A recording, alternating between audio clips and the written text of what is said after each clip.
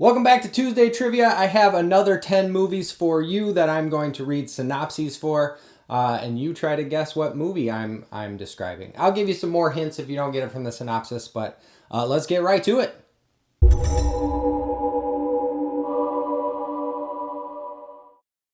What's up, physical media fans and trivia fans? Welcome back to Tuesday Trivia. I have another 10 movies for you that I am going to be reading synopses from the Video Hound's Golden Movie Retriever for. I'm going to remove any identifying names or places or titles, and you try to guess what the movie is. If you don't get it, I am then going to give you the year of release, the top 3 cast in reverse order of billing, and in this week's I mixed up a few because some names became bigger after these movies were released, so they would be more well known. So I moved them farther down the list. Then I give you the director, and then I give you the title, and then I'll give you a fun fact about each movie. So we have synopsis, year, cast, director, title, fun fact. So if you've done this before, hopefully you've enjoyed it, and that's why you're back. I appreciate it. But if not, welcome. And let's get right to it. So I have a theme this week that I'm not sure if I want to tell you right off the bat. I'm going to hold off. I'm going to do a couple of movies, and then I'll tell you the theme, because I think maybe that's an extra clue that would make it a little bit easier for some big fans. But I will tell you that all of the movies this week are horror movies. So I haven't done a strictly horror trivia day yet. So this will be my first time doing that. But there's even more of a... Oops, I wrote the wrong thing here. There's even more of a theme than just horror. So horror is your first clue, and then there's another theme that you will find out. I'll do the first couple, and then I'll tell you what the second theme is. Movie number 1. The movie that put the power in power tools. An idyllic summer afternoon drive becomes a nightmare for a group of young people pursued by a chainsaw-wielding maniac. Made with tongue firmly in cheek, this is nevertheless a mesmerizing saga of gore, flesh, mayhem, and violence. So, if you got it from that synopsis, you probably are surprised I haven't done this movie sooner. But the year is 1974. 1974. The cast is Edwin Neal, Gunnar Hansen, and Marilyn Burns. That's one where I moved the names around a little bit. Gunnar Hansen maybe should have gone at the end, but I left Marilyn for the end, for top billing. The director is Tobe Hooper. And that movie is my favorite, The Texas Chainsaw Massacre. And you'll see on my card here that I have chain and saw as 2 different words, even though they are really one word in the original in 1974 release. In the title card for the movie, chainsaw is actually 2 words. So that's why I put it that way. And it's, it's kind of a pretentious affectation to write it as 2 words when I'm writing it out here to show that I'm a super fan, but I'm going to leave it that way. And now you know, too. So if you're talking about the first one, you can separate chain and saw, even though that's not grammatically correct. That's not the fun fact that I have for you for this film, though. The fun fact that I have for you for this film is that Hooper was originally hoping for a PG rating, as that would give the film a wider audience. There was no PG-13 at the time. The film was ultimately rated R, but there is surprisingly little blood in the film. But many people recall it being gory. which I think is an amazing feat. And I think the scene that comes to mind right away when I think of this, where people think something is more awful than it was, is the ear cutting scene in Reservoir Dogs. So people remember that scene as being cringy, not in a like embarrassing sort of way, but more like cringe at how much violence there is or whatever. But really, the camera tilts up and we don't even see the actual cutting of the ear. We do see the aftermath, but people remember that being a lot more intense than it was shot. And the same can be said for Texas Chainsaw Massacre, being shot for trying to get or aiming for a PG rating. And obviously that didn't work out. If you've seen the film, you probably can understand why. But it really isn't that gory. And the synopsis even uses the word gory. So that's cool, I think. Number 2. Horror classic has been acclaimed the most successful independent motion picture of all time. A deranged youth returns to his hometown with murderous intent after 15 years in an asylum. Very, very scary. You feel this movie more than you see it. This synopsis is a little opaque. I think they could have been a little more straightforward with it.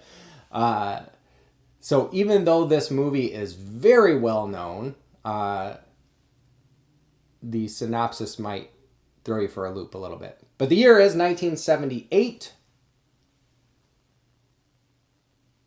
The cast is PJ Soles, Donald Pleasance, and Jamie Lee Curtis.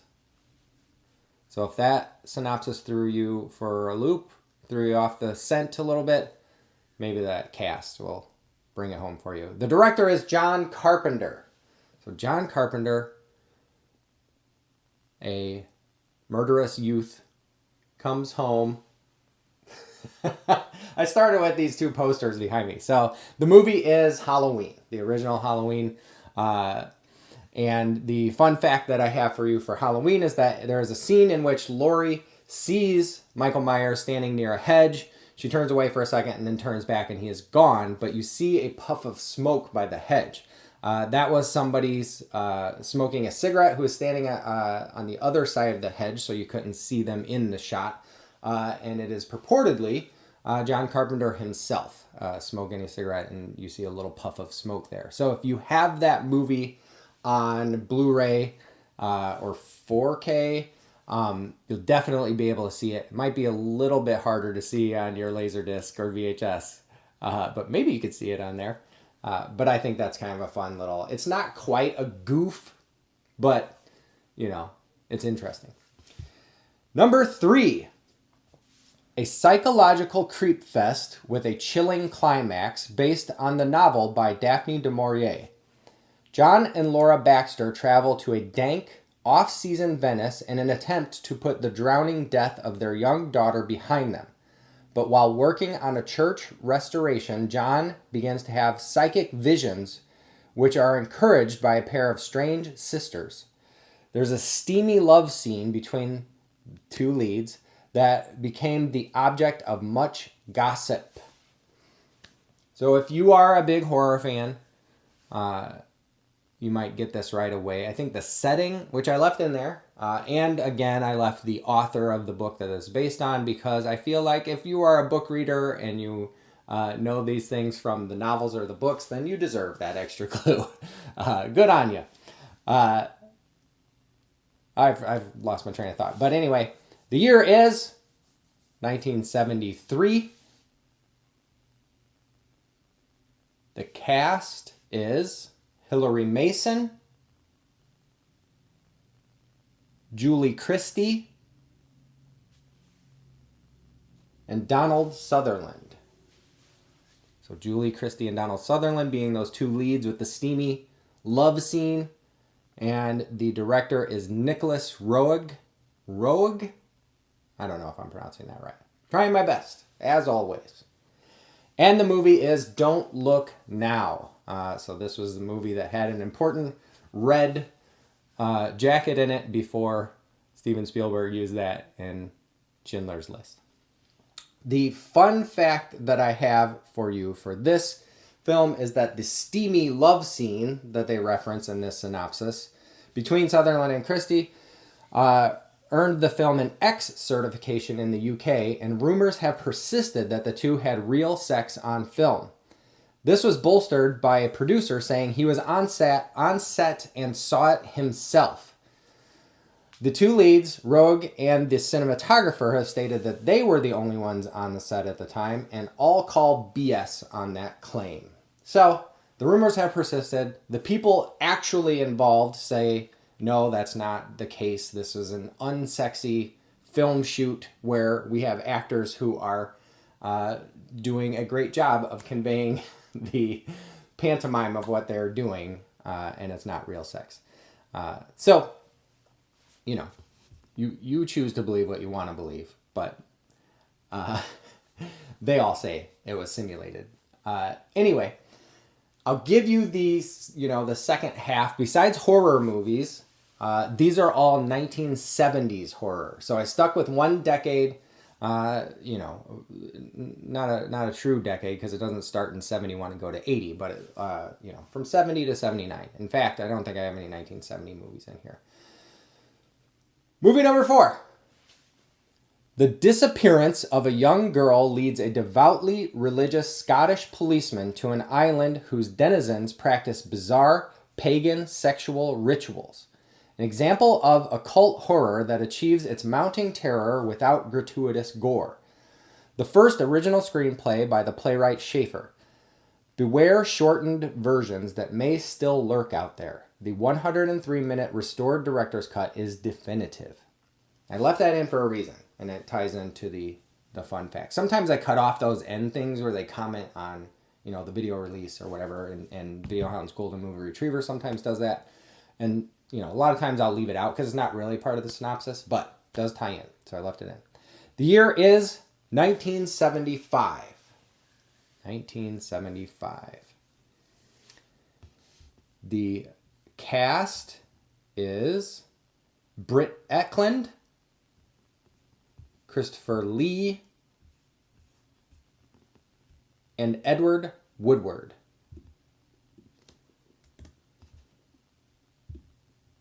The director is Robin Hardy. You get it? This movie is The Wicker Man, the original, not the remake. So these are all 70s movies. It's from 1975. The fun fact that I have for you for this one is that the studio requested many rounds of cuts to the film, not trusting or understanding Hardy's intent to build tension through atmosphere. The final product was a watered-down version released as a B movie to be shown as a double feature with Don't Look Now, the previous movie in this quiz. So I put it in that order for that reason. So they kind of tie in together. And I didn't realize that's what B movie meant. I mean, I've heard B movie I'm 50 years old, so I've heard it probably all my life. I didn't realize it was like a lesser movie, like the opener for a band, But yeah, it makes sense. Movie number 5. An American dancer enters a weird European ballet academy and finds that they teach more than movement as bodies begin piling up. Sometimes weak plot is aided by great but gory special effects, fine photography, good music, and a chilling opening sequence. Also available in unrated version. Also, sometimes they do this in shorthand speak. I'm not illiterate. I'm reading what they wrote in there. And so, also available in unrated version is obviously not grammatically correct, but I'm trying to stick to what they wrote, even if it sounds weird. The year is 1977. The cast, and I mixed this one up a little bit because one of the names became bigger, but wasn't top 3 billed cast. But I'm going to give it to you as an extra clue. Udo Kier, Joan Bennett, and Jessica Harper. And the director is Dario Argento. Did you get this one? The movie is Suspiria. Suspiria. Again, not the remake. We're talking about 70s movies here. The original, and in my opinion, the better of the two. I liked the Suspiria remake okay. I was not a fan of the stunt casting that they did. If you haven't seen it, that's not a spoiler, but I noticed it in the trailer and it kind of ruined things for me. So, is it my fault for watching trailers? Maybe, but I didn't like it. The stunt casting. The movie overall is pretty good. The fun fact that I have for you for this movie is that Argento has stated that he's considered the film a dark fairy tale rather than a giallo. And reportedly, the story was originally set in a children's dance school, but the studio nixed that due to the violence of the script. Again, I'm doing my best on pronunciation here. Pronunciation? I can't even pronounce correctly. Is it giallo or giallo? I've heard both. Giallo is probably the more common one, and maybe it's nothing like that. I don't speak Italian. I took French in high school. Only 3 years. Movie number 6. Mediocre, gory, Who Killed Her? Best remembered as the debut of Shields in a small role. That is it for the synopsis of this. So this is probably the toughest one in this week's trivia, but I left Shields in there as an extra clue because the synopsis is so short. If you know especially 80s movies and 80s stars, Shields should ring a bell, but if you don't, I'll tell you when I get to the cast, because I mix things up and put her in there because she wasn't top billed, but she became much better known than most people in this movie. The year is 1976. 1976. The cast is Brooke Shields, so that's the Shields we were talking about, Paula Shepherd, and Linda Miller. So not a lot of big names. We just have Brooke Shields, and it was her debut. And the movie was directed by Alfred Sole. Could be Alfred Sole, I guess. It's S-O-L-E. And the movie is Alice, Sweet Alice. The fun fact that I have for you about Alice, Sweet Alice is that Paula Shepherd, who played 12-year-old Alice, was actually 19 when she played Alice. So in the grand tradition of grown-ass adults playing children, they were doing that all the way back in 1976. Number 7. The infamous cult classic about a numb-brained everyman wandering through what amounts to a sick, ironic parody of the modern urban landscape, innocently impregnating his girlfriend and fathering a pestilent, embryonic mutant. Surreal and bizarre, the film has an inner, completely unpredictable logic all its own. So obviously this one's a weird one. And this is borderline, I guess it's horror. It's like horror surrealism. The year is 1978.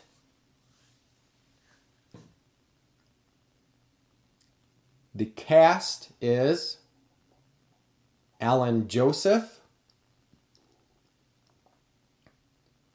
Charlotte Stewart,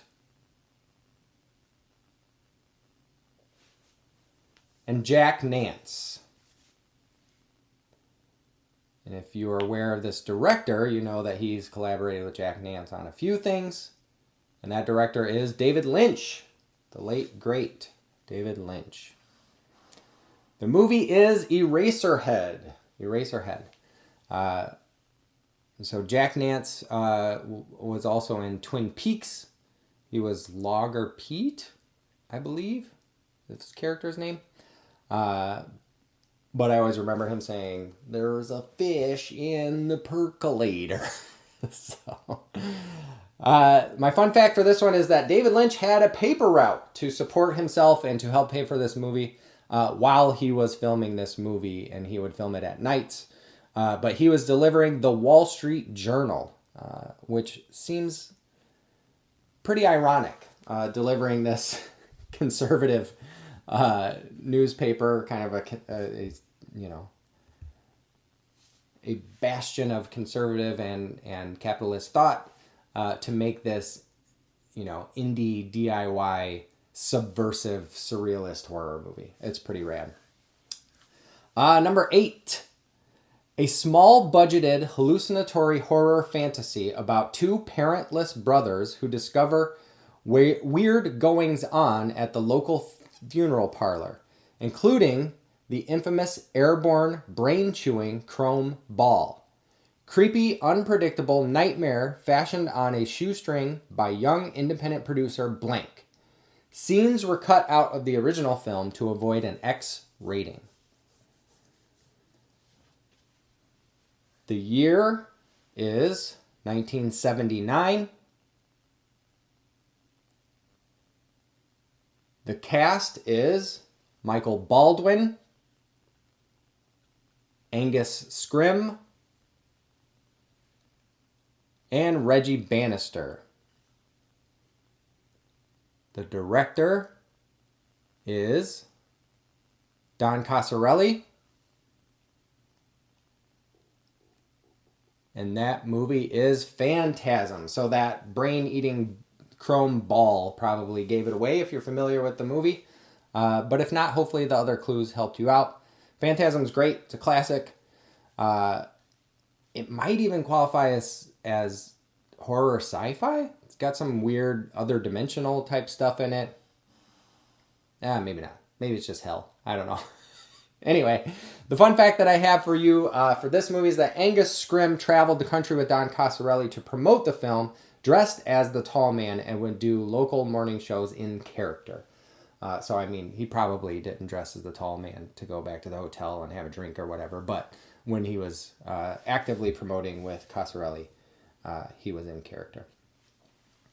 Number 9.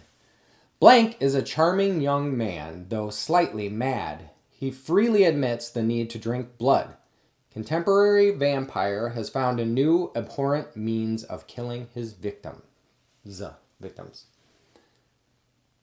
one's a tougher one. This is probably the second hardest one on this week's quiz. The year is 1977. The cast is Christina Forrest, Lincoln Mazel, and John Amplis. So not very well-known names, but the director is very well-known, and he is George Romero. So George Romero, very well-known for the Of the Dead movies. I have the laser disc as a decoration right there. I think you can see it in the corner of the screen.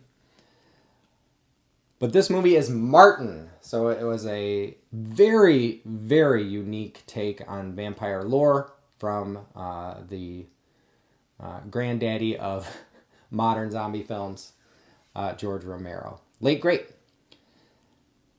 The fun fact that I have for you for this one is that Romero was in a significant amount of debt when he made this film.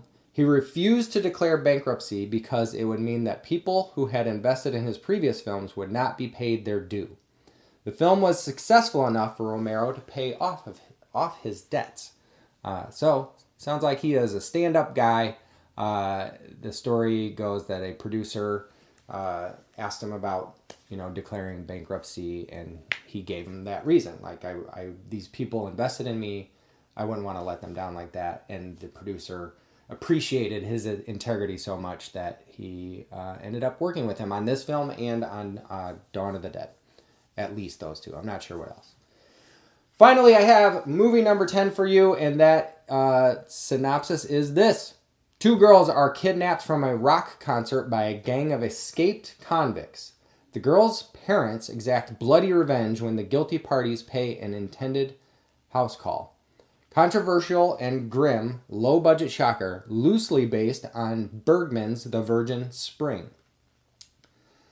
So this is copied directly from the Videohound's Golden Movie Retriever. I don't know what an intended house call means in this context. It's weird.